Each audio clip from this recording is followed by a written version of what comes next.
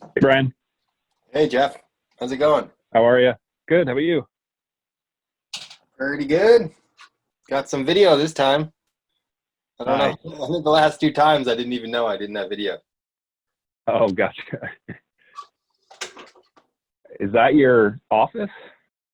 I am. I'm in my office. Gotcha. Yeah. Whoa, Benito. Hello. Hello. Hey there. This is Pam. Hi, is that Pam? Hey Yes. Pam. Hi, Jeff. Hi. Hey Dick. Hey, Dick. That's great. Yep, folks are filtering in here.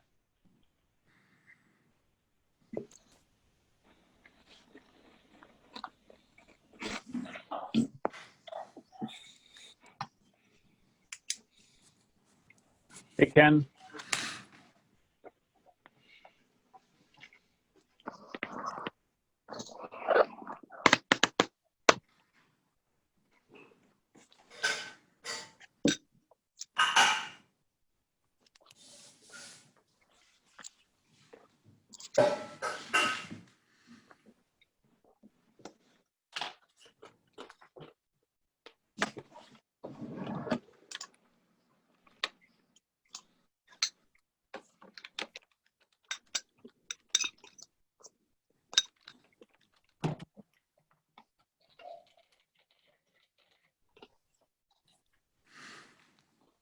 I think we're waiting on Tom, Mike, and Ben at this point.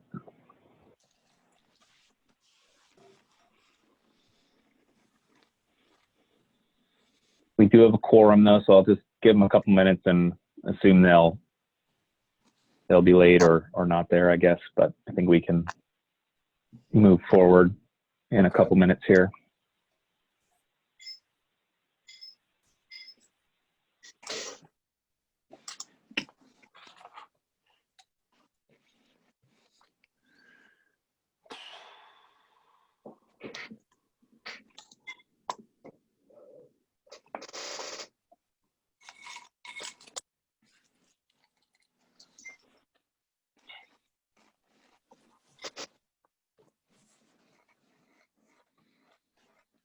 Tracy, you're here with the Rockingham Conservation District, is that correct?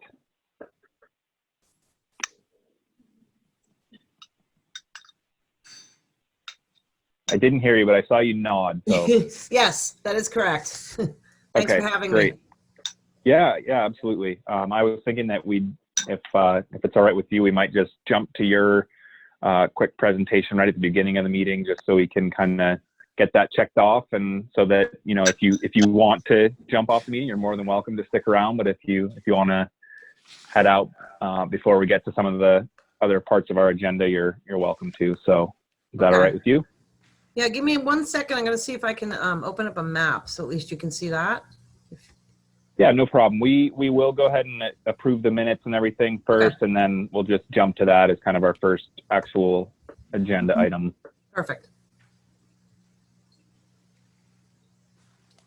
All right, so Mike is here as well now. I think we're still waiting on Ben and Tom, but figure we may as well go ahead and get started, and hope they're able to make it at some point. I didn't hear from either of them that they weren't coming, but things come up obviously. So I guess I'll go ahead and just call the meeting to order. Did everyone get the minutes that I sent out last week? Yes. Yes. A chance to take a look at them. Does anyone need time to look through them now? A couple minutes?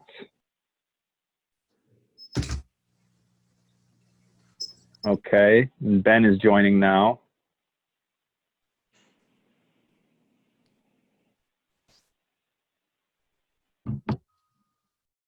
Hi, Ben.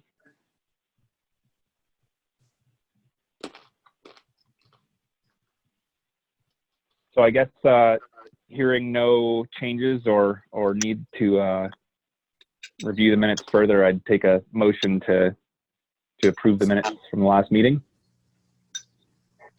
I'll move to approve them. I thought they were well done. Yeah, I did too. Yeah, I thought they were really good. Summarized everything really well. A lot of lengthy and wandering conversations. So I thought they looked really good. So Ken has motioned to approve the minutes. Is there a second? A second. All right, Mike and Brian. So I'll just go through the roll call here. Brian, Aye. all in favor? Sorry, Dick, Aye. Ken, Aye. Mike, Aye. Ben, Ben, are you there? Thumbs up. Sorry. Yeah, there we go. Can you hear me No now? problem. All right. Yep. Tom Aye. and Pam. Yes. All right, great. So the minutes have been approved. Prospect Farm is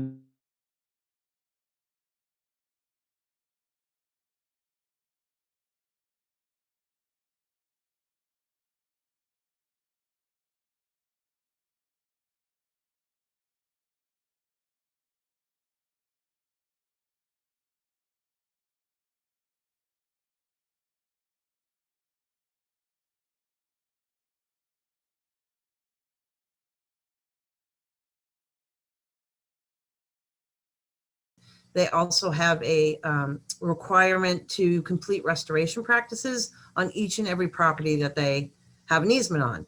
So because there's so many properties, we are helping them to make sure that restoration actually is taking place. So the long and the short of it is we have some restoration work that has been completed and is being completed at the Jackson Ski Touring Foundation easement site. And what it involves is invasive plant control right now. But because the site is so close to the Ellis River and the public water supply, we are only allowed to do certain things. They have a big no spray zone because of the sensitivity to the water, essentially. So what we have done so far this year is we have come in and cut. It's a technique called cut stump, where you cut the invasive trees, which are mostly buckthorn, glossy buckthorns there.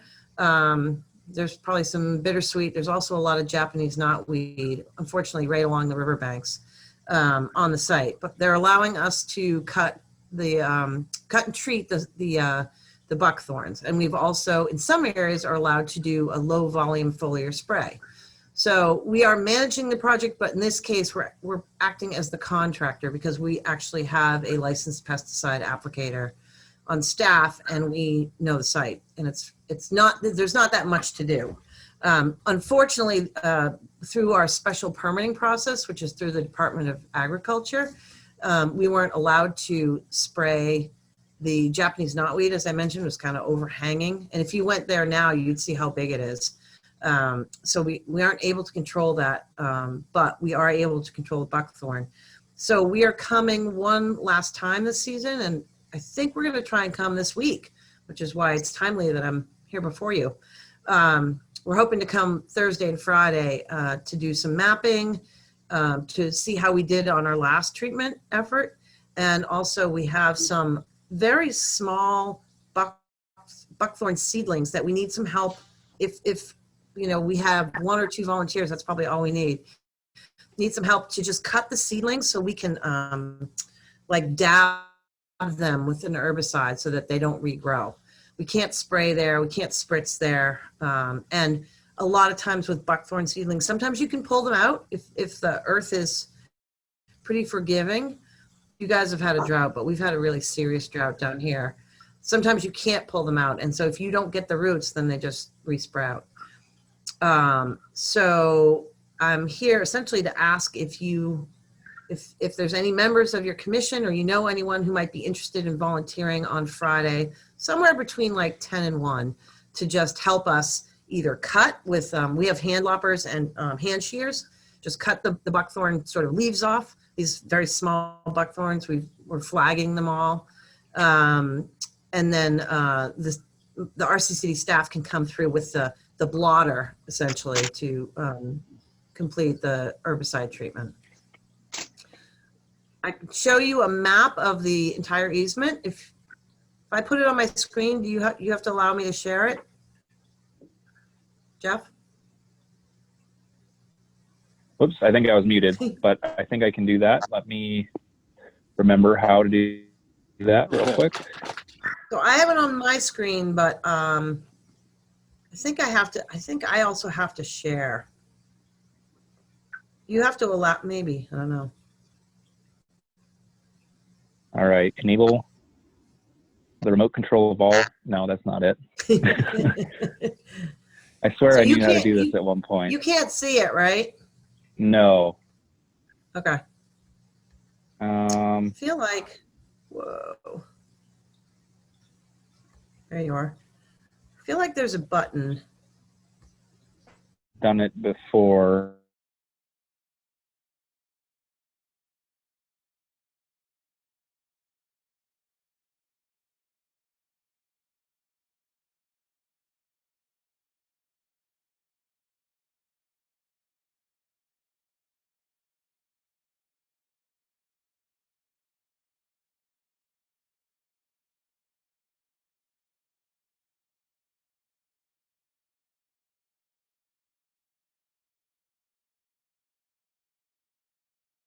Commission, and then let folks know, or I guess you can give me an update on the timing. It sounds like Friday. Yep. Yeah, I can Would definitely you do think that. you- It'll work. Tracy, Oh, that, I'm going to make a suggestion. I also am on the board of the Jackson Ski Touring Foundation, and they're running volunteer work sessions on Friday They mornings are? right now. They are, to get the trails ready for the Yeah. winter. And you might want to touch base with Ellen Chandler. With that.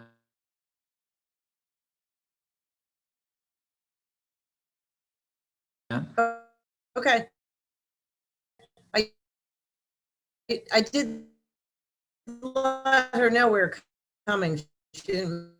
People. Yeah, we see a couple to cut in front, cut in front of us essentially.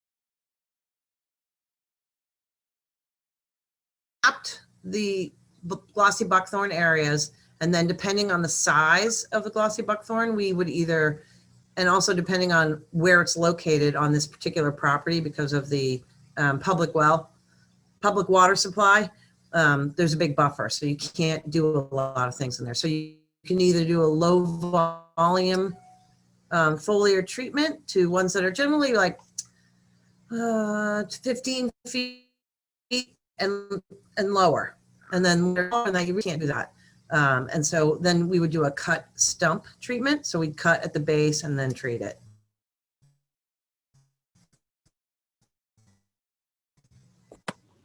And then pulling the babies. As far as disposal of branches, stems, that can glossy buckthorn, does it send out rhizomes? Can it reproduce from any part? No, but what I've done with some foresters is if you're actually pulling the roots out, we hang it in other trees. So as long as those roots dry out, they can't start again. It's not like Japanese knotweed that can do that. We don't have as much of a worry with the remainder pieces, so to speak. Thank you very much. How are you Welcome. treating the Japanese knotweed? We're actually not. Yeah.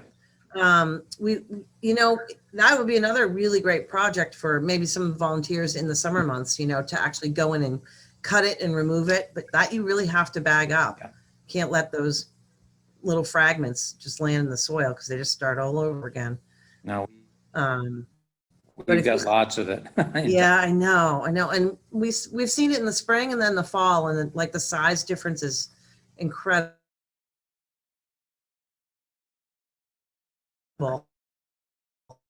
And some, I'd be a calling away kind of technique. If you keep stressing it, you might not have much growth. But it takes a diligent effort for that. Is there any public notification when you're applying a herbicide in any particular area? So we have to, in order to do this at all, we had to apply to the Department of Agriculture for a special permit. And so then we notify the Department of Agriculture when we plan to then treat in those areas. And they have pesticide inspectors that will come out to different areas to check on you. But like the general public, not usually. So you We don't don't deal have to with put the signs up or anything. landowner on your right of way or easements. Right, so we do with the landowner, right? So I was in touch with the Jackson Ski Touring Foundation to let them know No, that we're I'm coming, sorry, but we don't have they're to not let, the like, landowner though, are they? Yes, they are. Oh, yeah, so NRCS is the easement holder, and we're just helping them get the management done. Yeah, very briefly, the property that Jackson Ski Touring Foundation owns, which is actually, if you're going up the Ellis River Trail, which is just north of where the Water Precinct property stops, all the way up to where Meserve Brook, almost up to Meserve Brook, on both sides of the river are actually owned by the Ski Touring Foundation. And the Ski Touring Foundation put those into a wetland reserve easement. okay, then I was just mistaken in thinking this was more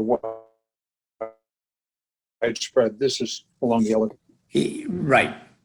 You are correct. It's along the Ellis River Trail, but I think a lot of these are also on the Route 16 side, which does not have ski trails on it. That is on the east side of the river.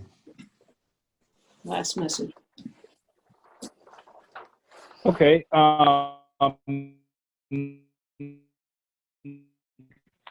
So Tracy, I guess could you Thank you. to help out myself? I do know that I have a meeting from 10 to 11:30 on Friday. So if it does end up being that time frame, I won't be able to make it till after that. But at the very least, I can keep everyone informed as to when you're planning on being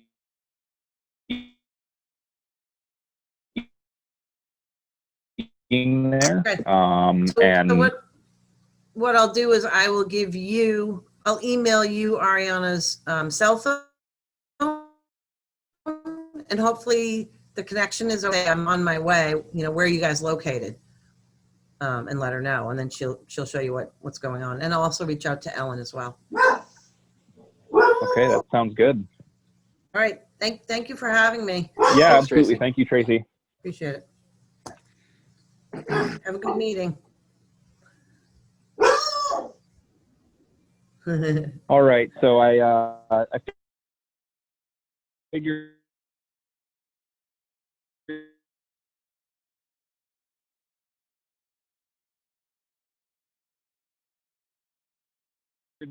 that we would plan and the direction that's headed in, as well as any other of the things that have come up as a result of the forest management plan. So I think as far as the forest management plan goes, we've covered a couple of the immediate items that we can kind of get to right now. It sounds like at some point we need to make a formal recommendation regarding the stump dump. I'm not sure when it makes sense to do that. And then Ken, I know you mentioned that a couple of the vistas, you were up there, sounds like last week or the week before, and you mentioned a couple of the vistas that still need to be brushed in accordance with that forest management plan. Yeah, I was up there about 2 or 3 days ago. real quick summary is the fields have been mowed, but when you get up to where the scenic vista is, where the picnic table is, that zone has been mowed, but as you start to look out, there's a lot of shrubs that are just immediately below that are probably 10 feet high. And I think I have to go back and reread the most current forest management plan, but I think what Nolan was recommending there and will be needed is to go in with a device that's able to, cut down trees as opposed to just mowing, that is saplings that are 10, 15 feet tall. You can probably go another year or two, and then they're going to start to obscure the view shed when you're on the leaf-on period. And on the It sounds like something that's something we should probably try to get taken care of next year. Yeah, I don't think there's a rush to do it this year. And you were going to mention the stump dump? Yeah, Sounds like. I was in the town hall the other day, and I did read through. There's a little bit of mystery to me because that's my phone. My wife's going to go over and grab it, so sorry for the background noise here. When I went through the state's RSA, I could find nothing that said that the town was responsible for providing a stump dump. There was a cat fight between the Conservation Commission and the selectmen years ago. There was a cat fight between the selectmen and the Conservation Commission because the Conservation Commission did not want the stump dump to be located there. My wife's trying to get the phone away from the background noise here, so sorry. And the town lawyer at that time opined, and I think I sent this out in an email, that the town is responsible for providing a site to deal with trash, and he interpreted stumps to be trash.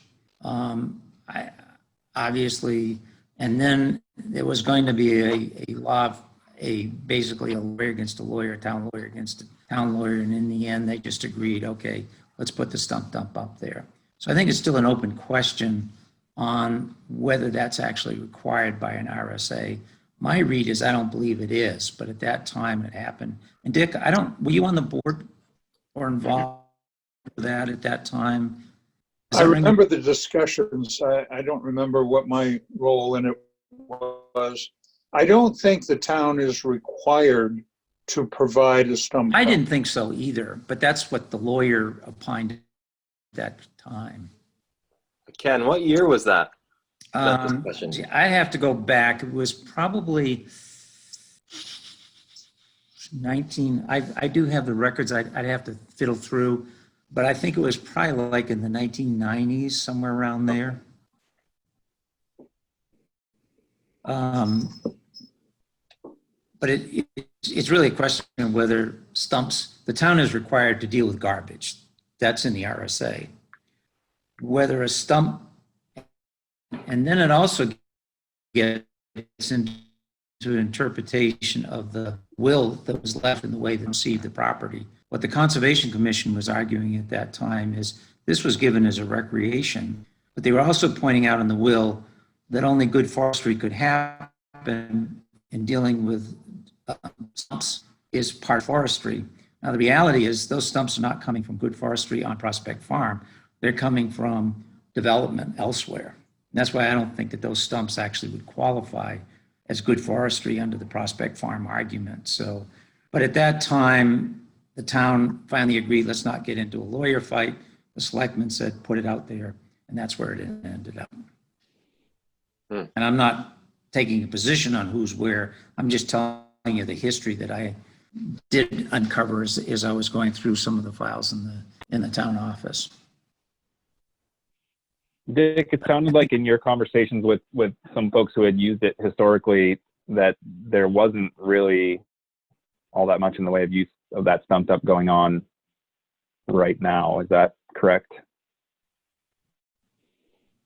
As far as I found out, there isn't much use of it and hasn't been. I know the town road agent doesn't use it, doesn't need it. Didn't feel that he needed it anytime in the future. There's other venues for stumps, so, you know, I didn't see any harm in shutting it down. I guess legally, I don't know that it's a legal process. I would think that we could just go ahead and say, no, that stump dump is finished. Yeah, what I was going to suggest is if we decide that we're going to move the Prospect Farm management plan forward with a town vote, that embedded it would be also the forest plan. And at that time, we could make the recommendation. And then when it's voted through, then it's official that that stump dump is closed. Unless you want to do it in advance of that process. That makes, Well, I'll makes good ask sense the to me. other selectmen if they want to just vote to shut it down. I mean, I don't know. I Yeah. can't speak for them, so, but I can ask them. That would speed it up. Would it help or make sense in any way for us to formally recommend that, take a vote on that recommendation, or does that not matter, Dick? No, I'll just bring it up at our next meeting.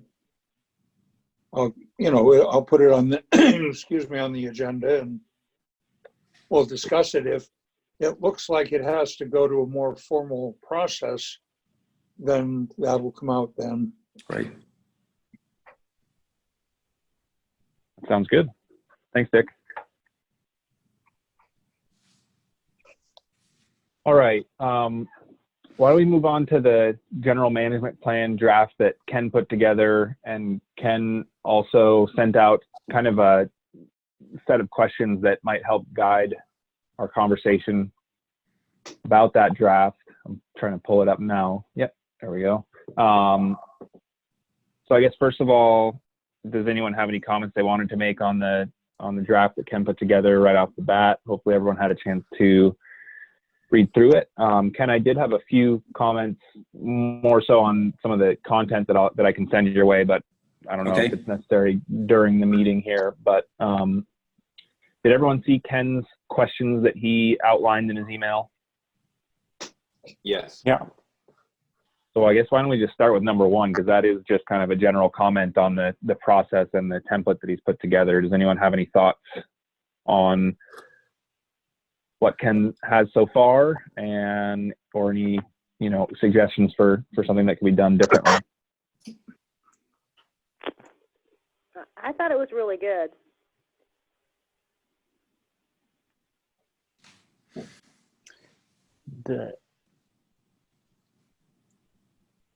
Is this in comment on the body or on the process template that you're? Well, there's two parts that I see that covering tonight. That part one would be is just, and this is the first page of the document that I sent out, which is just a proposed process that we would use to get to the end. Yep. Which is an 8-step process. The first is just a draft outline to the commission, which is what we're doing right now. The second step would be is whatever input we get here, we go back to our little subcommittee and then try to further enhance this. And then once we have a full plan, we would bring it back to the Conservation Commission to go through and get their stamp of approval on it. From that point, then we would need to bring it to the selectmen and town council for their review, just to make sure that, what's being proposed here is not out of bounds with, legal requirements and so on and so forth. And then proceed to some public hearings sessions and then have a vote on it. And it's a question of whether that vote would be by the selectmen or whether it would be an article on the town warrant. So that's the process that I think we kind of roughly sketched out before, but I was suggesting here is my question number one is this the process? And obviously we can revise it as we continue to move forward, but is this the process we want to use?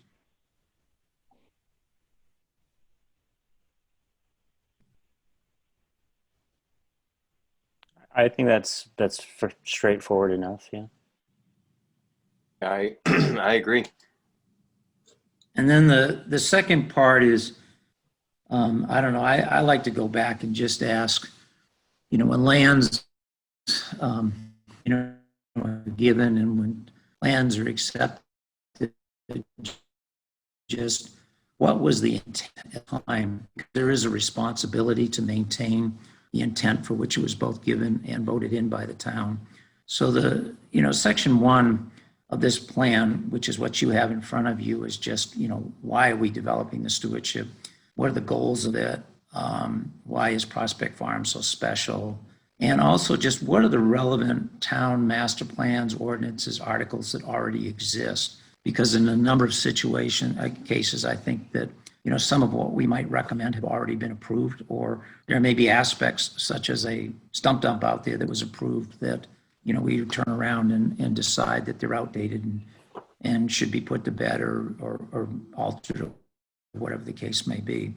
So the function of section 1 here is to get us with a proper background before we start getting down into the prescriptions that we would be making a recommendation.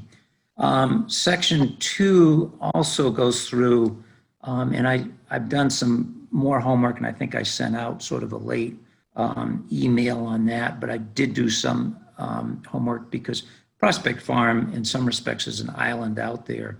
And so I did go down and find out what are the relationships we have with the abutting landowners. There happens to be 3.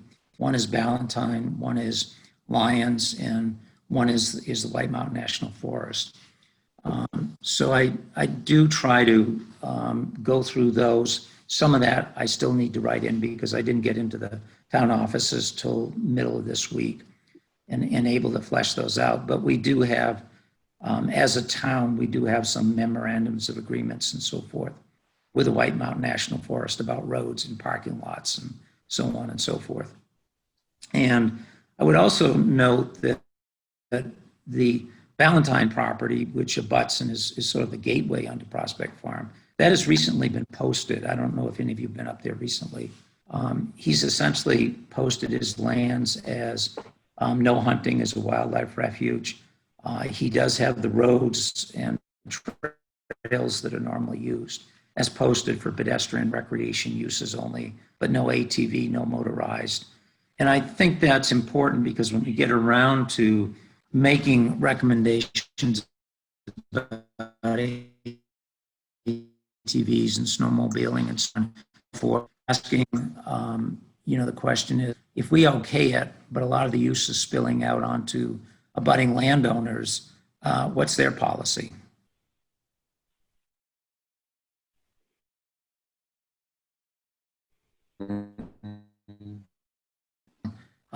She was pretty clear, if you go through and read that background material, that she wanted this land to be sort of an integrated parcel in the way that at that time, the Forest Reserve, which is now called the White Mountain National Forest. So that's very clear in her intent.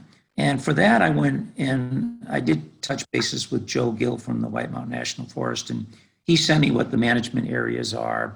And I've sent you that map, and I've also sent you what the conditions are for those management areas. But let me just give a quick example. You know, snowmobiling was actually approved in 1972, but it was only approved under the condition that they would go, a snowmobile group would go create its own separate trail network. Later on, the town votes not to have snowmobiling. And then by a petition article, it's voted back in that snowmobiling can happen there. However, snowmobiling is not allowed on the abutting national forest lands, nor is it allowed on Ballantyne's property. So when we address snowmobiling in the future, it is good, I think, for us to go back and ask ourselves what's going to happen relative to any use that would happen there. And then the ecological setting, which is section 3, most of this has been very well covered in the forest stewardship plan. I don't think there's a need to go back and repeat all of this. There are a few things that are not quality, and wrote a little bit in that section. Otherwise, we would just simply refer to the pages in the Forest Stewardship Plan for brevity's sake. And I think I laid out, one is, are there any questions or thoughts about, is this the right purpose relative to why we're structuring what we're going to structure when we get around to making specific recommendations on the kinds of recreation use that would happen up there. And then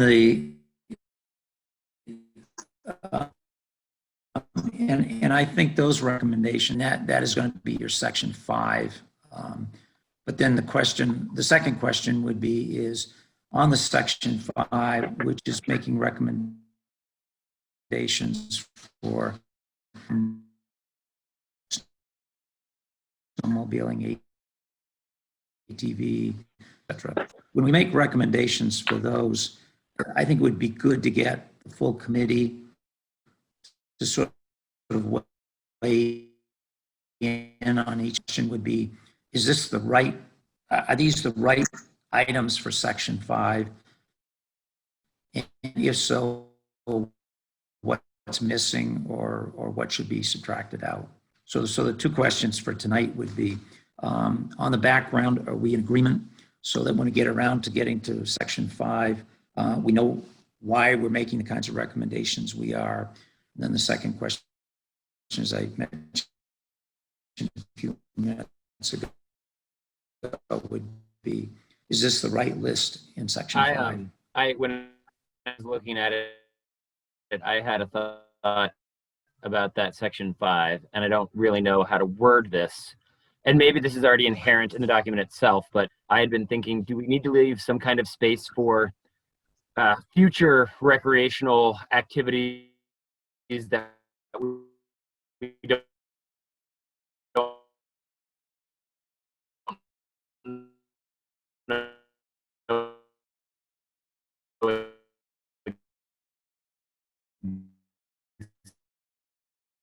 exist yet.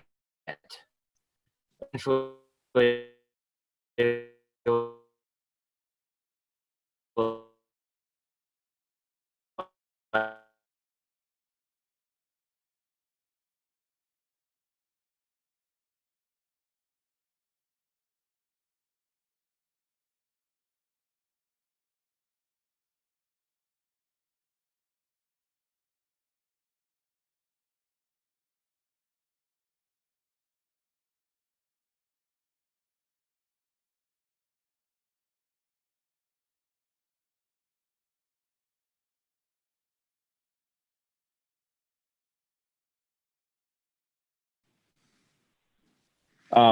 Ken, one question I had about the process, and I guess for the rest of the group too, is would it make sense to try to gather some public input earlier in the process as well? Obviously, that can go in different directions, but I wonder whether it might make sense to gather feedback that can be incorporated earlier on. I don't, Jeff, I don't have any objections to going there. I think the first question I would ask is, what time frame do we want to complete this? Because what you're proposing is sort of 2 layers of public input. You know, one would be early on to just take a look at this list here and incorporate it. And that's, you know, by the time you post those and go through it. And then, you know, we've already in this list built in that when we got a full draft together, we would be putting it out for public input. So and public input processes take time. So if we thought we wanted to not have a final product for, you know, a year plus out, then I think we could take that step. I think if we try to insert public input frequently, we will slow the process down. And I'm not arguing we shouldn't do it. I'm just simply saying is, when do we think we really want to get this done and out?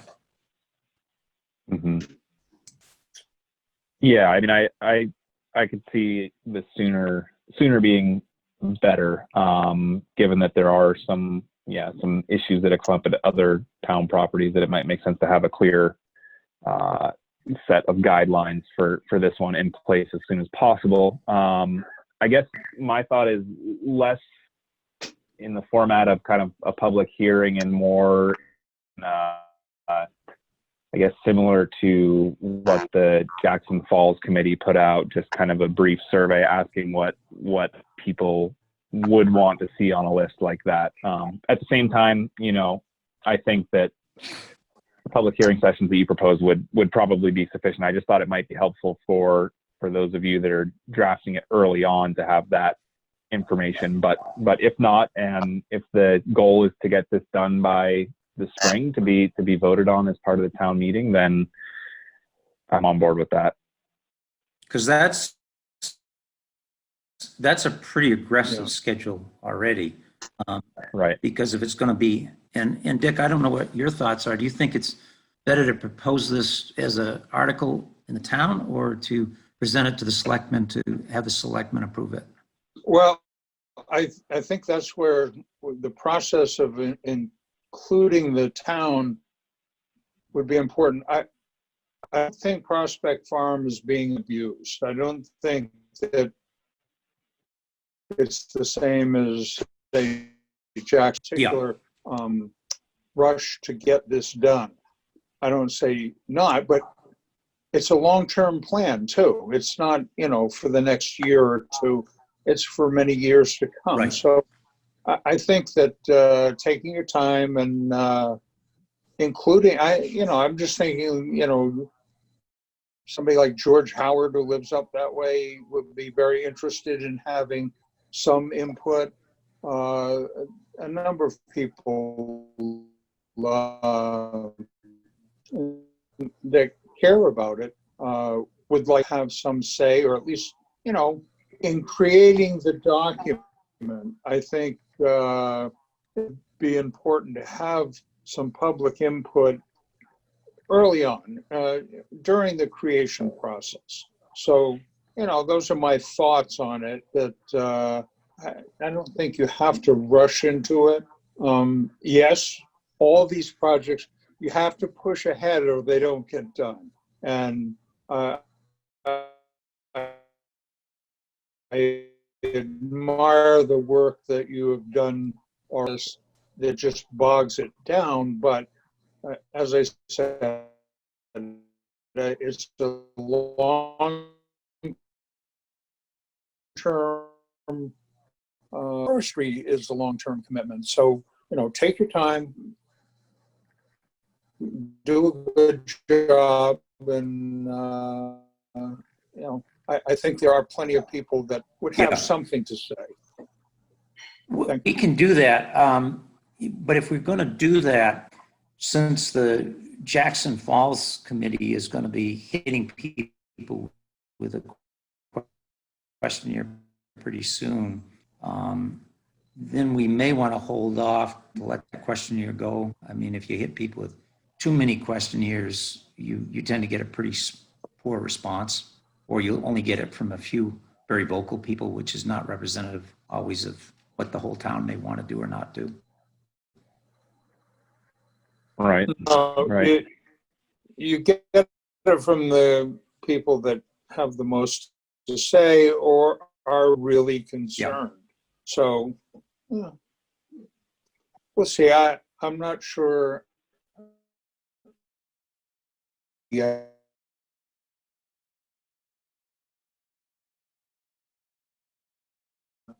Jackson Falls Cup. Yes, I think we just approved the mailing. I think the town is going to pay for it, so that will be going out to I think everybody, all of the landowners. Everybody is registered. Well, if that's the case, we could try to draft a questionnaire.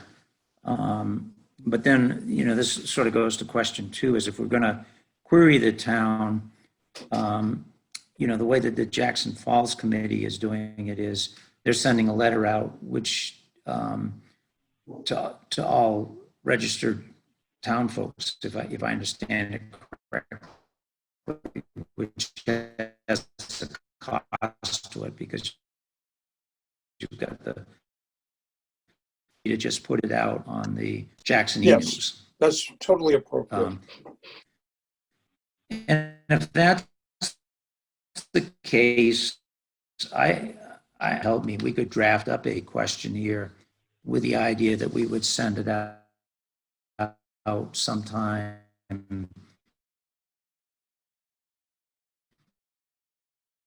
I mean,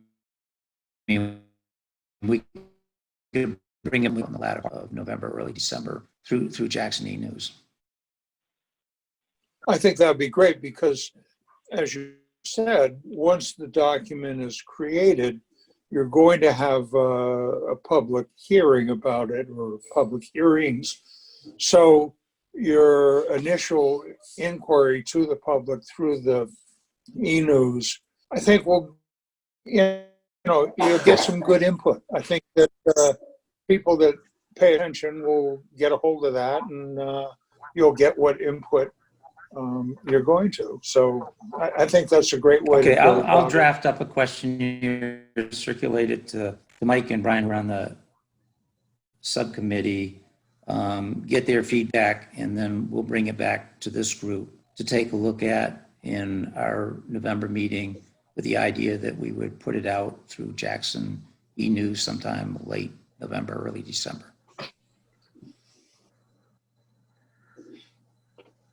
Sounds good. Thanks, Ken and Mike and Brian.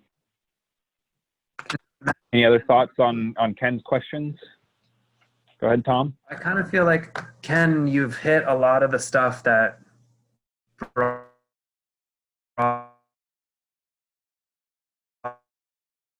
up strong emotions. Everyone has their own memory, and I think it's nice to hear people's memories, interpretation of the usage over time.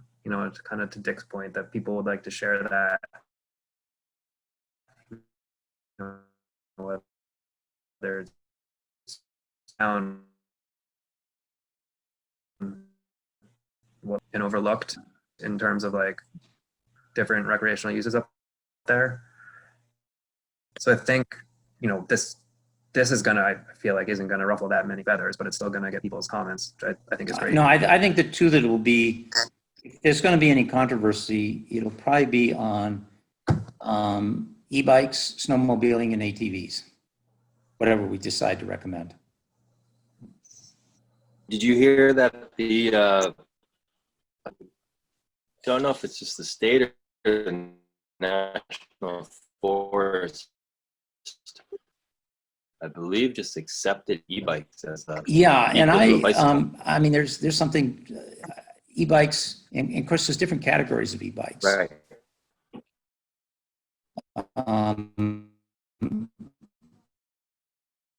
And a lot of I don't know. I mean, he gets around. Peter Minich is the same way. They get around because of an e-bike. Right.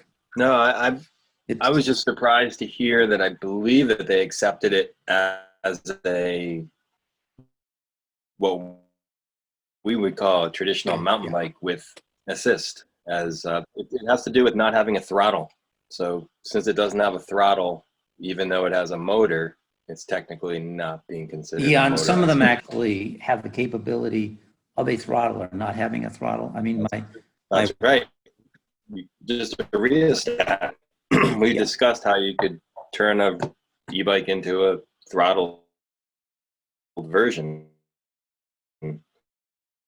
Yeah, and then the question is whether using it or not. Her son put one on my wife's hand bike because she's handicapped, and she can use it either with a throttle or just hand assisted. Yeah. And I think many of them are sold that way, but they're also classified, as you're probably well aware, by the speeds that they can attain and so forth. So would we have the ability to? I mean, I guess on the town portion, if we voted to say no e-bike, I mean, I'm not against it entirely. I don't love the idea of what I would say a downhill style mountain bike having an assist to allow it to get places it normally wouldn't be able to go, and effectively you're riding a 50-pound mountain bike, possibly 3 times as many runs as you would normally, because you don't have to pedal it And there's up the the extra hill. weight and that sort of stuff as well. Yeah, You're right. you're right. You can afford to have a larger, more aggressive tire. Your impact is certainly greater. I've tried.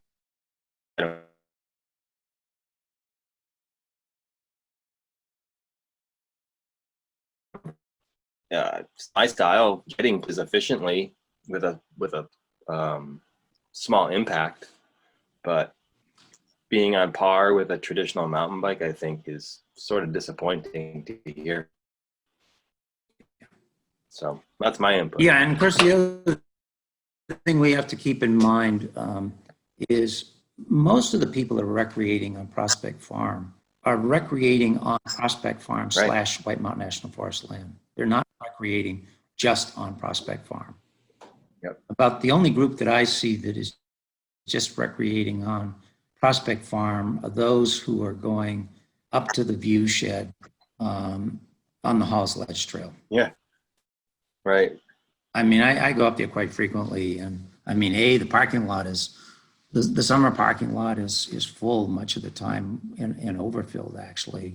And, you know, you get a lot of families that are riding with their kids out on the Marshbrook Trail, which means the minute they leave that parking lot and they go 200 yards down the road, they're on National Forest land. They're not on Prospect Farm land anymore.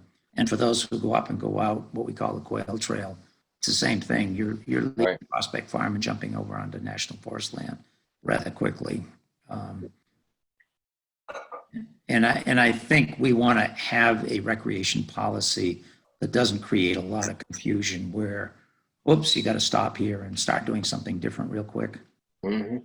I don't think there's the ability either of the town or the National Forest to enforce, you know, separate rules at those borders very effectively.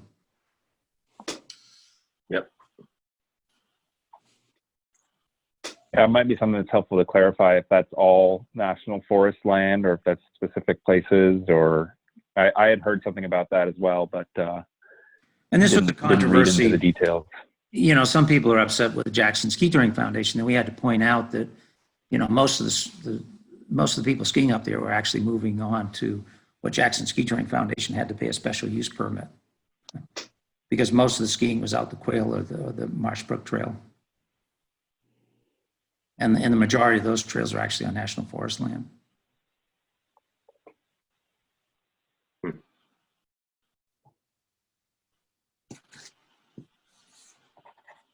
Any other feedback for Ken on his couple of questions, the process and then the list? Well, I guess on the other end of trails, I'm not aware from what I've read, or if there's it's in another section, but I wasn't aware if in agreeing to this, are we saying that there will be no more trails built until the next plan is made? No, what I was saying, well, two things is I'm not recommending anything here. I just putting the outline and asking, do we have the right bullets? Mm-hmm. Then I think as a commission, we need to go through bullet by bullet and ask ourselves, what is the policy we're recommending? Okay. So section 5 is not, this is the policy. The question tonight is this the right list? Mm-hmm. And we as a commission need to go down through this list and make a decision about what we're recommending or not.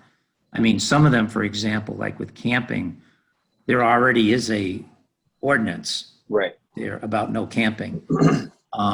And obviously we could come back and make a recommendation of that we don't believe in that policy or we do believe in that policy. But if we do believe in that policy, our recommendation would be to just continue to follow the ordinance that exists in the plan as to reinvent the wheel.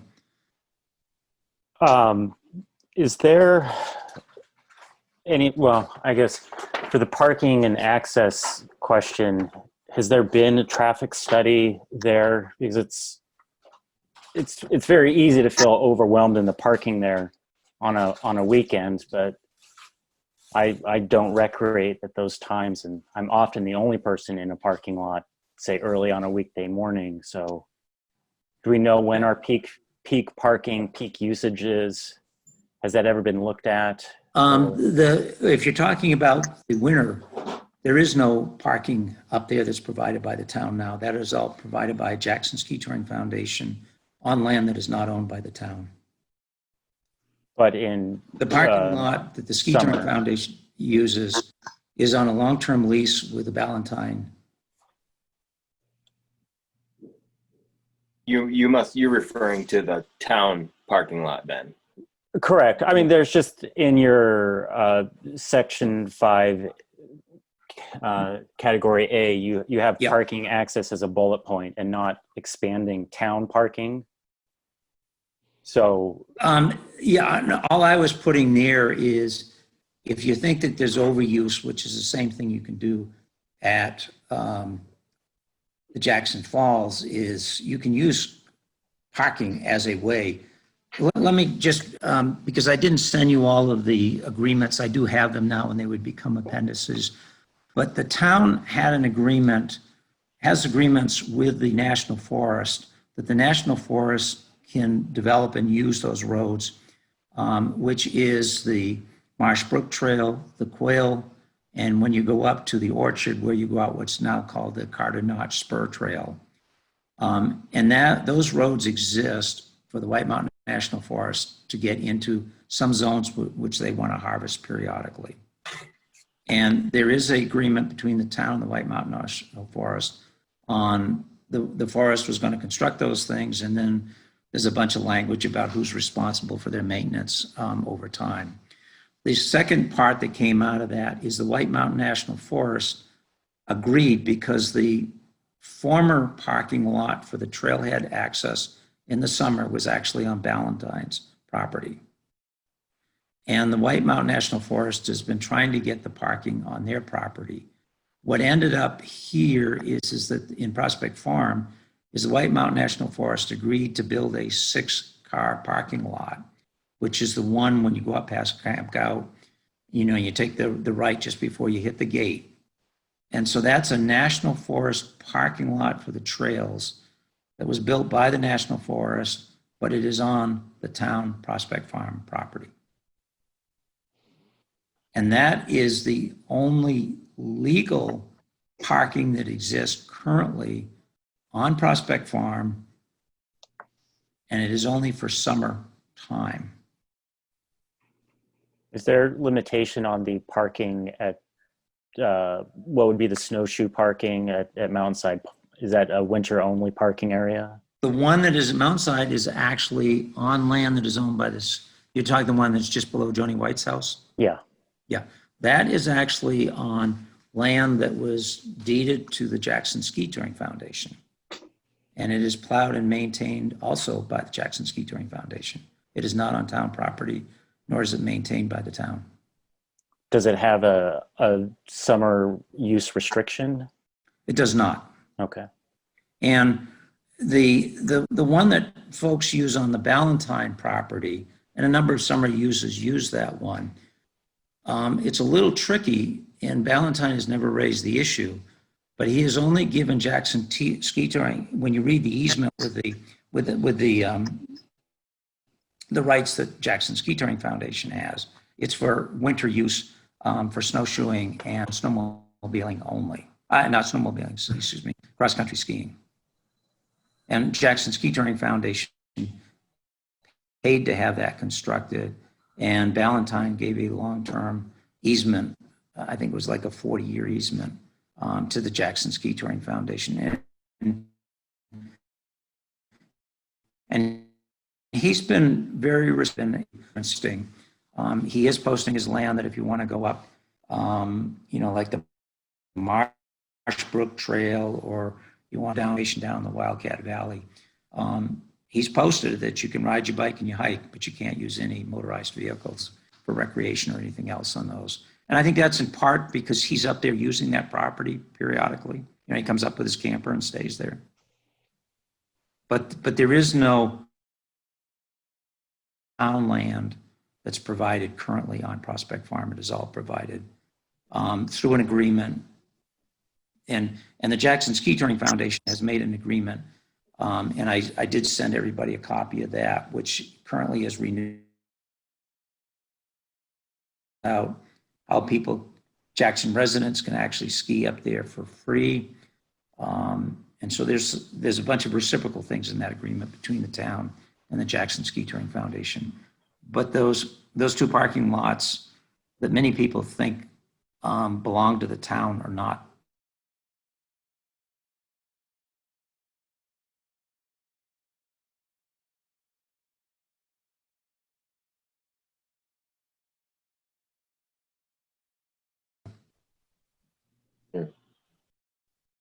Yeah, I counted 22 cars there. Last 2 times I've been up. That was Saturday and Sunday. Yeah, I'm not surprised. The use is, Saturday, yeah. there's a lot of people go up there and walk their dogs. There's a lot of people that are up there with their kids, riding their bikes because it's a good place to ride. And there's a lot of them are from out of town.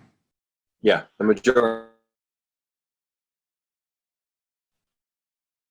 When I was up there last weekend, there were cars parked in what I would call the traditional Camp Gout spots, and there were cars parked in front of Camp Gout and parked in front of the gate and just kind of parked illegally everywhere. And it kind of had me wondering a little bit about how we could, and I was thinking maybe, whether a parking map was created and given to my assumption is that these are people that are either staying at the inns or staying in hotels and are told, like, recommended, like, oh, hey, drive up Carter Notch.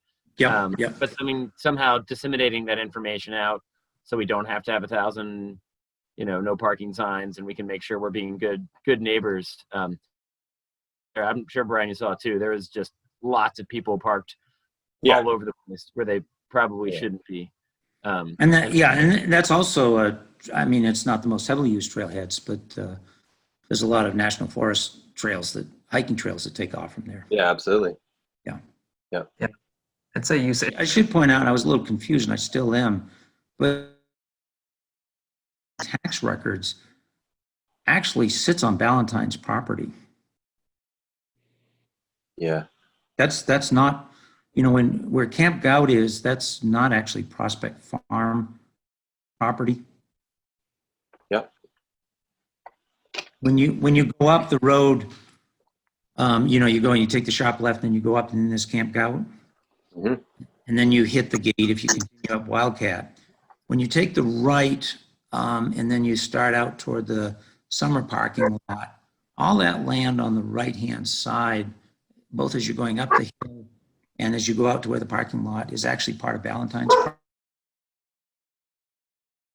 right-hand side. But when you look at the tax records, it looks to be, and I don't know whether this is accurate or not, is whoever owns Camp Gout has some sort of agreement with Ballantyne, because it's listed in the tax records, because I was curious whether Camp Gout was sitting on Prospect farmland with some sort of lease or whether it was something else. And the best that I can figure out, because it's listed in the tax record, it's taxed for a building but for no land. And that's suggestive that it's a lease with Ballantyne in some shape or form. Farm property.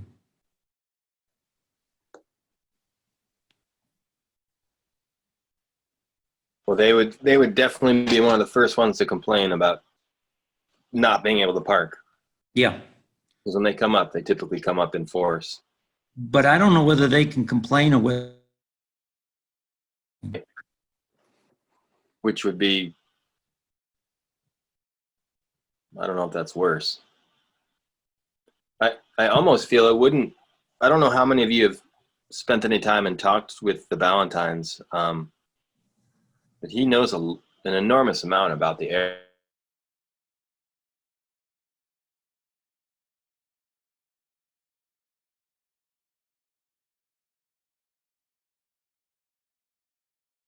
He's got pictures, and he's happy to pull that stuff out and just start showing you the the history of the Ballantynes owning that land. But you do bring up a good point here is as the parking spills out onto his property,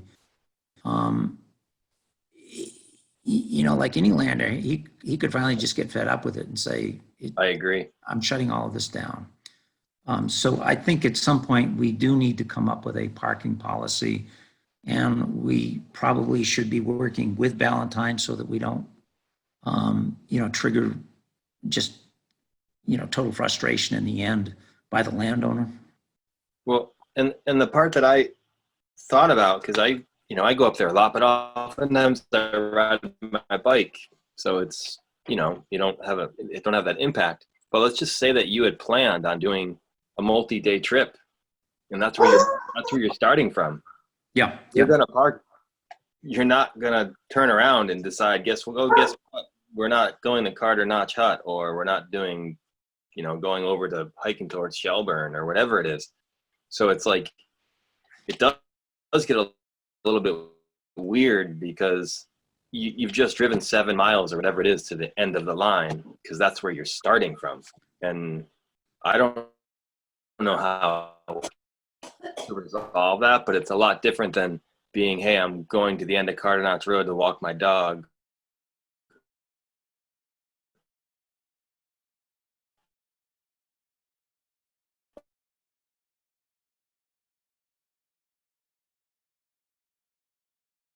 Oh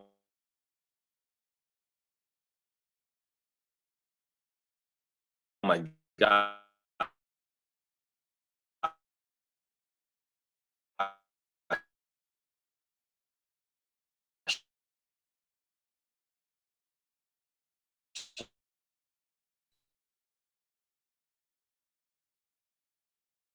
And that's at the expense of 3 or 4 other people for the day. I guess that ties into what the question I was asking. If it's a peak parking problem, or if it's a persistent parking problem, where I don't know how much ability we have to solve, you know, peak, you know, August is always going to be an issue. Foliage season is always going to be an issue, but 10 months out of the year, we're not seeing these huge crush numbers. The last couple of years, the use up there has really increased dramatically for most months of the year, outside of, you know, the wet April But I period, guess, maybe. you know, anecdotally, I see that, and that's why I avoid weekends up there, and it's fine 5 days a week. So I'm just wondering if we have more than just anecdotal evidence to go on this, or if we need to build that into this of how we look at peak numbers. I would say in the winter, I mean, this doesn't have to do with the Conservation Commission so much because you're using Ballantynes, but in the winter, you could say 7 days a week that you could potentially struggle to find a spot to park up there, depending on the weather. Yeah, and I mean, I go up there midweek, and it's, the lot has always got anywhere from 3 to overflow cars up there. Yeah. I typically only go up on the weekdays, and I think it's more than just the COVID thing. Yeah, the word's definitely out, but that's a good. Yeah. Yeah, it sounds like this is a important big topic for this whole thing, you know, kind of what we're going to do with use and parking, you know, and I agree, Ben, like anecdotally, I think it's totally changed in, say, the last 5 years, but we don't know for certain. And it does seem like it's definitely more busy, full weekends, more of the year, but I don't know. But yeah, I think, yeah, parking and access is a big one.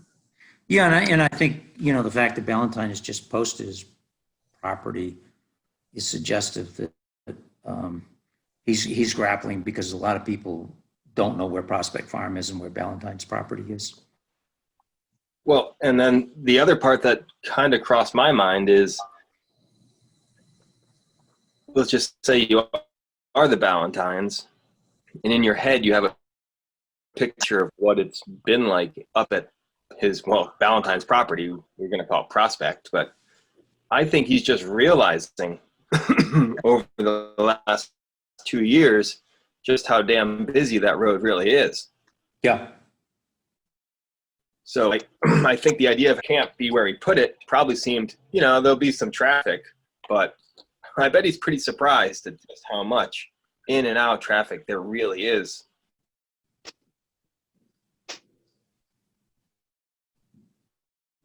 What is it? Reach out to him proactively and ask him if he's having issues, and basically, what we can do as part of this management plan to address those and incorporate his. I agree, and that's through Section 2, Part F, the abutting private lands. Totally agree. I think Yep. that's what I was trying to hint at, that he should probably be part of one of our meetings. And I should point out that the town has been in a catfight on the other. I think it's pretty clear from the will and the way that the town has acted up to this point in coming up with road agreements. Prospect Farm, as we develop recreation plans and that sort of stuff, should be in sync with the abutting national forest lands. With Ballantine, Ballantine has worked very closely with the Jackson Ski Touring Foundation, which I think has been to the benefit of all the Prospect Farm users as well up to this point. But if we're not careful, it could become a problem where we've reached this threshold where you just can't put up with it anymore.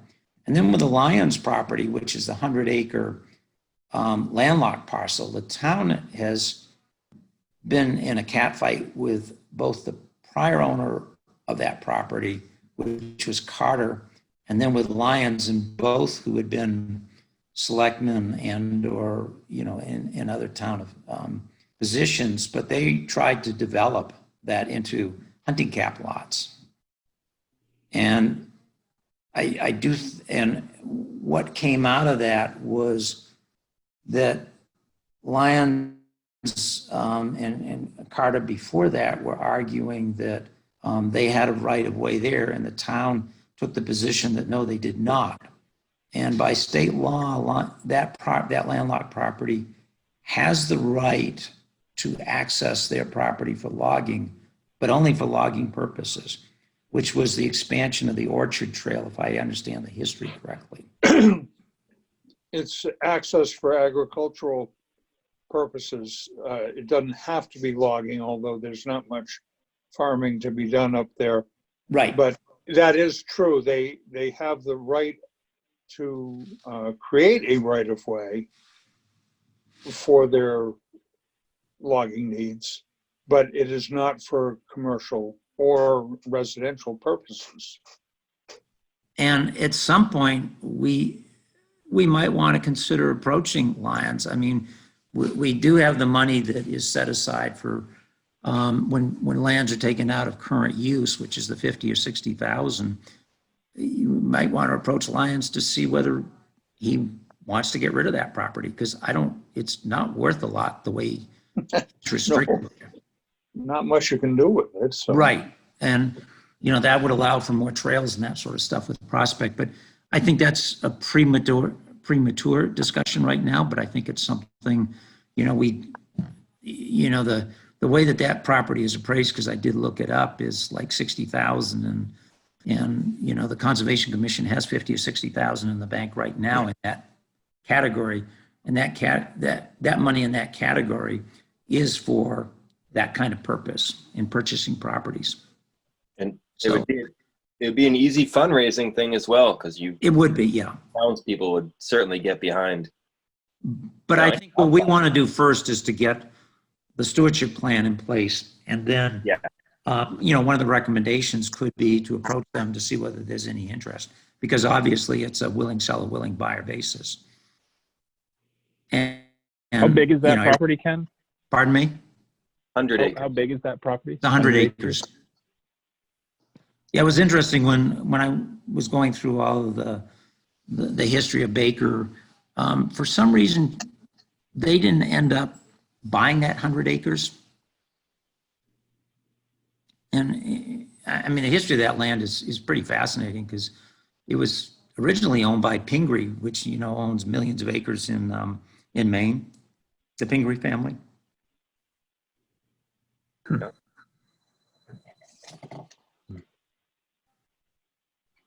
All right. Well, obviously a lot to discuss here. I do want to keep an eye on the time because it's 8:15.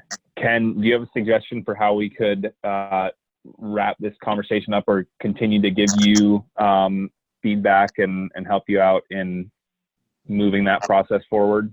Well, I think if I've got it right, the two take-home points I've gotten so far here is thinking in terms of some sort of language, and I think, Mike, you're the one that proposed this, of making it clear that these are the recreational uses and these are our recommendations at this point in time, understanding that this plan would need to be amended in the future if other recreation trends come along that we're not aware of. I'm not sure we want to try to second guess what they are, and then the second thing I think was to craft something to send out to get some public input early on about just, what is the right list of recreation uses and so forth. And I think, and on that, we were going to draft and then get a draft back for the committee to take a look at in November. That makes sense. Does that sound accurate to everyone? Was there anything else anyone wanted Ken to put on the list? And with those revisions, I take it that most people are pretty comfortable with sort of, the background history and how we use that to sort of put forth what the goals of this general stewardship plan are, so that we're all on the same page on that. Because to me, that's very important. You understand your history and then you develop your goals from that I think it's history. very good. Yeah.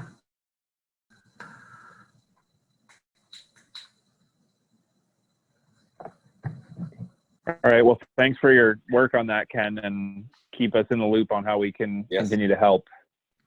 Well, if you get any other thoughts, as the weeks go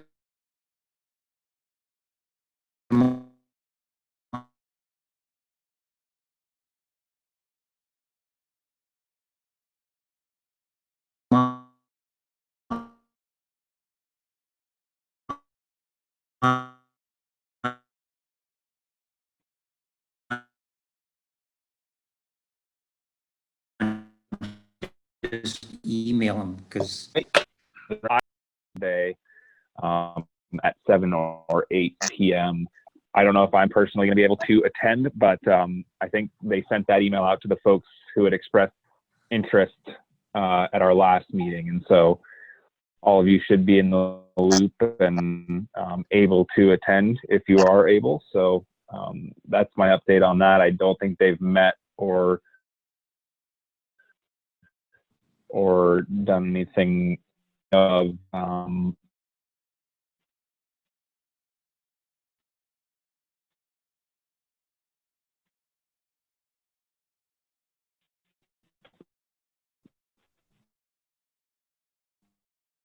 report on our last meeting, which I guess was really only 2 weeks ago. look at and do these real quick, but there is the land that is actually owned by the town of Jackson, which is at the head of the falls. And then there is an easement down rather steeply all the way into town. And when that land was deeded over to the town, it did reserve for, and it was deeded by one of the associations associated with Wentworth. They did retain the right for them, their family members and all guests and so on and so forth. And the easement that the town has for the lower part also retains all the rights for their guests and so on and so forth, which means that any effort to try to just say Jackson Fall is only for Jackson residents only, I think would run into legal trouble very quickly. And to pose that question to the public is probably a mistake, because you could get a lot of people that say yes, but in reality, legally, you couldn't do it if you wanted to. That's different than parking, but relative to the use of the falls, those documents, I think, are pretty clear that you would have a whole host of people who have a legal right that are not residents.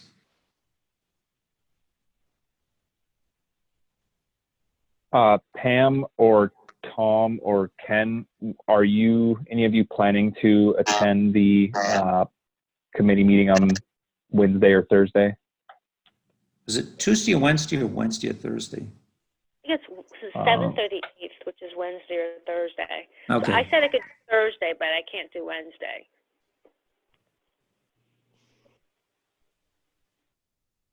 Yeah, I think I'm free both nights. I haven't, hopefully. And if I couldn't go, the one thing I would suggest is that the Jackson Falls Committee not be a subcommittee of the Conservation Commission. Just because, as you know, we're limited as to what we can do, but they wouldn't be. Mm-hmm. Yeah, and I think we had held off on that, or decided not to make it a subcommittee for the time being anyway. But I guess if we know at some point that none of us are going to be able to make it this week, Ken, I could pass that information on that you summarized if you'd like me to. I actually emailed it to them. Okay, perfect. So certainly something that we should encourage them to consider. Yeah, I looked at the questionnaire, the draft that they have, and they were talking about restricting parking for Jackson residents, which my take is probably something that you could look at. But earlier on, some people were talking about restricting Jackson Falls just to Jackson residents, and it's a dangerous place to go. I think, as I pointed out to others, that Dick's kids grew up in town. Mine did. They're not Jackson residents. They couldn't go. Yeah. Mike, any update on the sign? I know we had talked about, and again, I know this was only 2 weeks ago that we had our last meeting, really. So you had talked about sending off some information to one of the companies and getting a draft back potentially. Yes, I don't have anything back yet. And part of it's my fault is that I've been very slow to send the materials, just been busy with life and whatnot. So I'm hoping that by our next meeting, I will have mock-ups already sent to you so that we can have already looked at them when we meet. So I'm working on it, and I apologize that it hasn't happened yet. That's all right. Appreciate it. Yeah, we can talk about it the next meeting.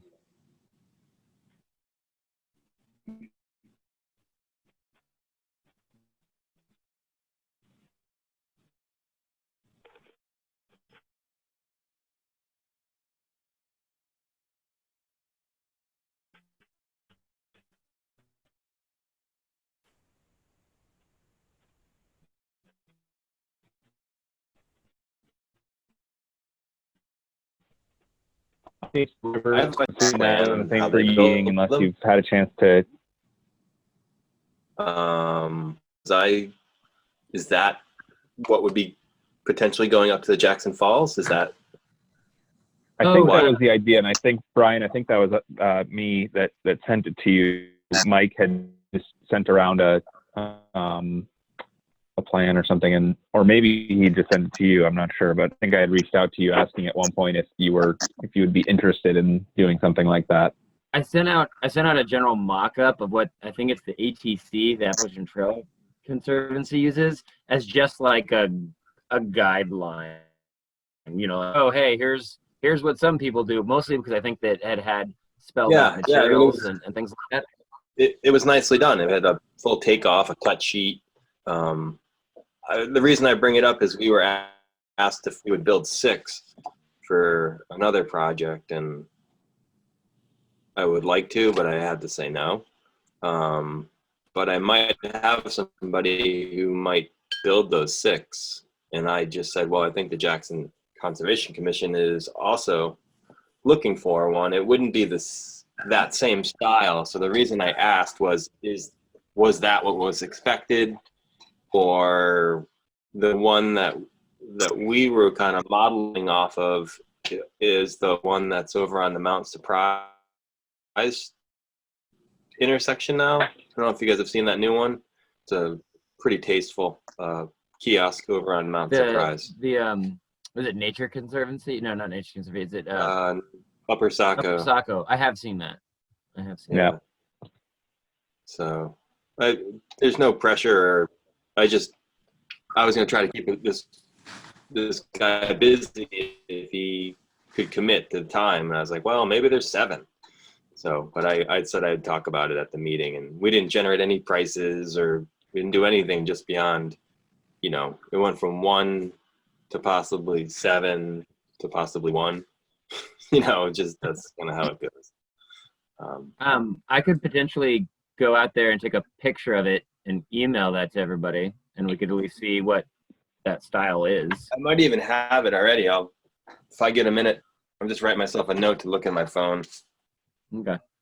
I wasn't married to that sign style. I just thought it looked nice, and there were plans already for it. But I'm willing to work with whatever people want. Yeah, if it's the same style that the land trust uses at other properties, I think I've seen it, and yeah, it's pretty basic, but it looks nice.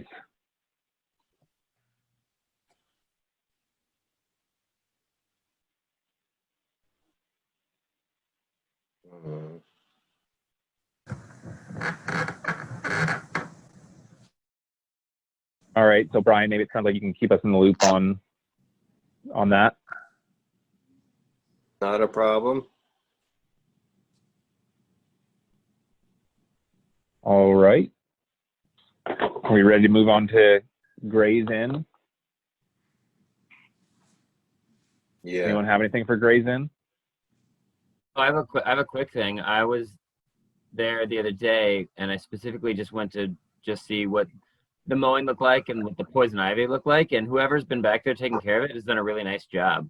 It seemed like they've been keeping it well mowed, they've been keeping the paths open, and the spots that I thought were overrun with poison ivy, we actually could barely find any. So I don't know if they've been, I don't know if they sprayed, I don't know if they treated it, I don't know what happened, but it looked good. So thank you, town, whoever's been taking care of that. Maybe it's the drought. Yeah, maybe it's the drought. No, I agree. They've definitely done a really good job mowing and staying on top of it this year. I think that they should mow a little more. Other than the pathways, there's, quite a bit of stuff growing in. And boy, John Pietkowitz spent a lot of time along there cleaning it up, and hauled out a whole bunch of trash and collapsed building.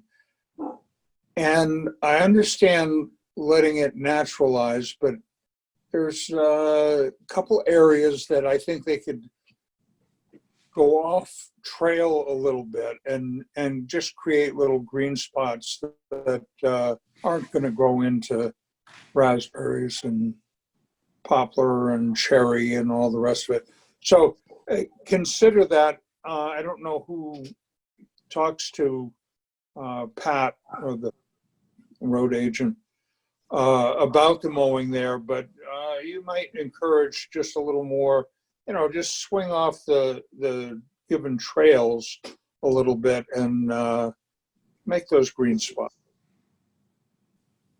I agree. I think the reason that stopped happening was I thought we got in trouble for going too big.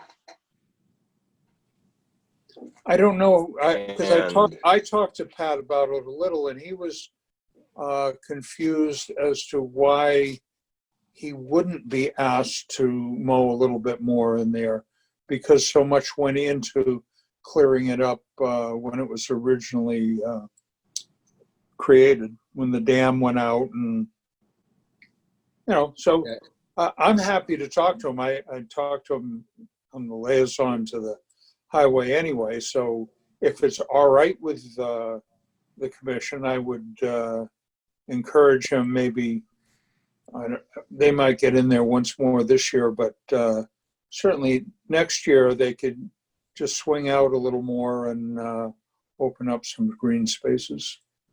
Yeah, I think the issue originally was that we had impounded the water there, and we needed to create that small pond. And the issue was that we had to go back in and let that water flow free, so that it would create more of a wetland area in some spots. I think that was what the issue with DES was. And I could see, like, we could perhaps like mow a little section that went a little closer to that wet area where the sign is, maybe also Yes. around the orchard. Yeah. I could see that being an area we could cut back a little bit. And I think the only major issue is just making sure that we don't, he had created kind of like a little retaining pond, and I think that was the big issue. Yeah. Well, I know that originally there was some controversy at the vernal pool. Drainage had been put in and that came out because it was inappropriate. But I think that, I'll talk to Pat and see what he says. A little more mowing might enhance the feel of the whole area. I agree.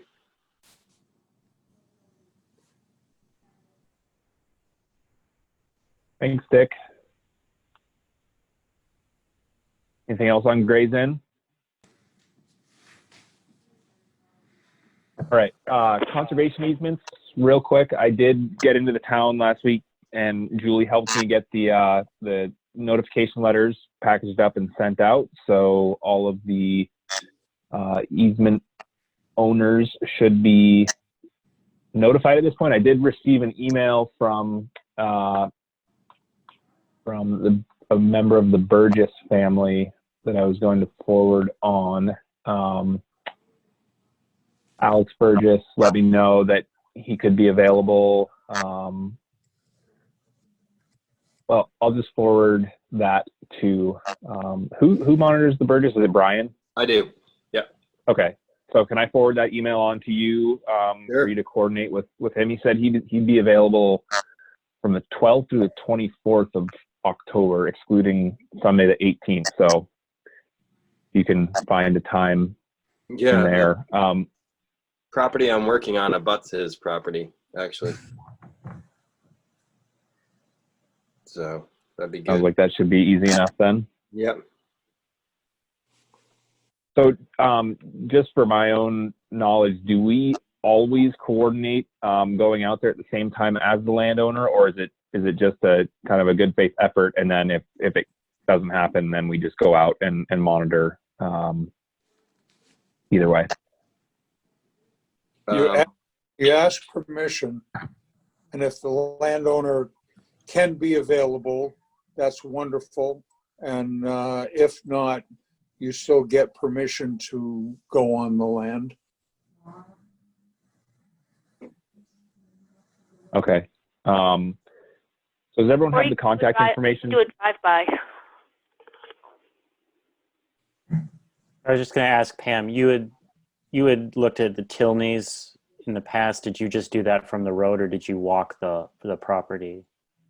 We did walk it, but not every time, because we got run off the property one time. I'm sorry, I just keep bringing that one up, but that one just scarred me. But yeah, you can, I think you can drive by, but they do have that new area across the road that would be good to, check out. Okay. Yeah, and I was going to try to get you an updated plan for that, Ben, because I think HEB actually did the survey for that additional easement area. Okay. But I did find some of the easement documents at the town and scan them onto the drive. I'm going to try to get all of them on there right now.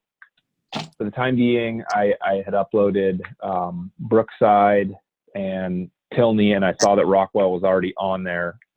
So got a couple more to track down and get on there, but I will try to do that. But at least those ones folks can go on and reference the actual easement document. And I believe the others are at the town.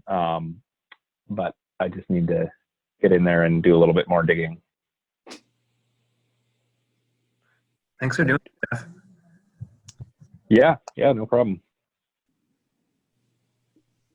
And so everyone feels comfortable reaching out to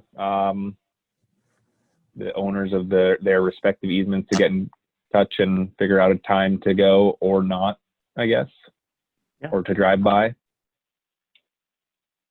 Yeah, All right. you're gonna send me that email, and I'll Yep. contact Alex.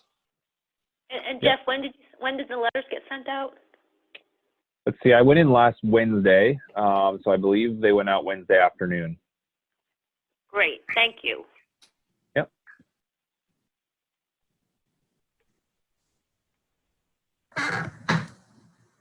So I think that's it for easements right now. I did receive one statutory permit by notification for forestry, and I looked up the lot. It doesn't. I didn't see the actual application, so I don't know what the application is for. But the application was approved. I know it was previously there was a piece of missing information, and it looks like a piece of property up in the area of East Pasture. I can forward that around to anyone who wants to see it. Yeah, I feel like I read. I don't know Yeah, where I else I think- would have seen it. I I think that might was have been land of forwarded Mary. something from Julie. I think it was land of Mary Davis. Yes, that's correct. Yeah, the Faddens are hauling logs out of East Pasture, I think, right now. Yeah. Right, Mhm. yeah, there's a logger.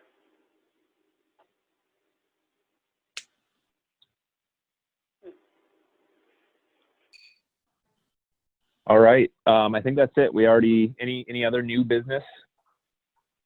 I'd like to just go back to the invasives mitigation and just say that both Public Service and the Electric Co-op need to notify their abutters when they do any herbicides in their easements. So I think it's something that might be a good practice to try to encourage in the future. I wouldn't stop. I'm certainly for the mitigation of invasives because it's quite a battle. But I think that once you get into chemical herbicides that you should give the neighbors a heads up. That's it. Thank you. That just reminds me of one other quick thing, Dick. I know that there was talk at one point about doing some brush clearing along Carter Notch Road next to Jackson Falls to clear up that view. And we had talked about coordinating that with the Conservation Commission to make sure, it was done properly, I guess. Has there been any talk about going out there to do that? I haven't. I don't think the road crew has the time right now to go over the bank, but it's certainly, again, something that if we don't get it this year, we can get it next year. It'll always be a fight. There's thought a ton of I thought I saw a small area that just recently got cut, but maybe it was old and just looked cut back. There's I guess. There's also a lot of knotweed. There's also a lot of knotweed on the town park. The fire pond is right along the river. I mean, there's a huge infestation in there. Yeah.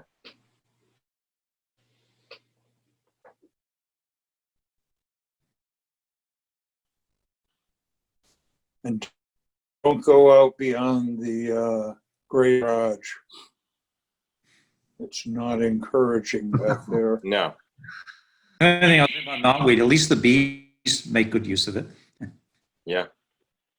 I was gonna say, I don't know if anyone has been over Dundee Road recently, but I don't know if it's part of the community forest or what, but they've cleared out a couple of those clearings and it looks really, really nice.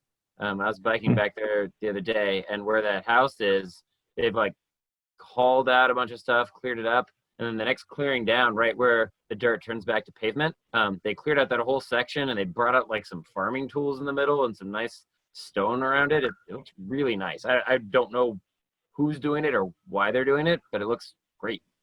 That's it's Jay Beal, who is one of the sons of Mac Beal. And yeah, it was time he had the house that was there in the containers, but he sold the frame to, I think, a fellow from Vermont, and got the containers out of there. And then there was, you know, probably 150 years accumulation of odd metal things that I think that took a whole nother dumpster to get out of there. But, and then the, what was the back house, or a little shed that was there, kind of yellow, that's gone. And kind of as a honor to his father, Jay, well, he had an excavator up there, created the little mini Stonehenge, and it does look nice. It's just nice to see that cleaned up. And the other house, the Sarah Ham house, just some activity around them just makes it look so good. Mm-hmm. So yes. And there's That discussion. was the Beal family, and mostly Jay Beal. And isn't there recent discussion about maybe saving the Sarah Ham house? Yes, there is. Part of the I Dundee don't know what they're Ford? going to do with it, but it is a, you know, it's a Right in. house. I'm not moving in.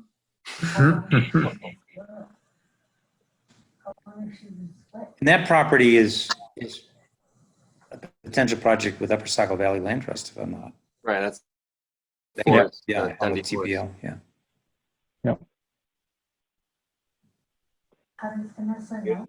Speaking of which, I have to remind myself to invite them to a meeting soon. I think they had requested that, and I actually will be meeting with some of them tomorrow, so I can do that tomorrow. All right. Well, it's 8:45, so it's about bedtime, I think. That we adjourn the meeting. Thumbs up. Do we have a second? I second it. Second. All in favor, say aye. Aye. Aye. Aye. Aye. All right. Thanks, everyone. Thank you. Good night. Thank you. you. Good night. Aye. Rest of the week. See you, Bye-bye. everyone.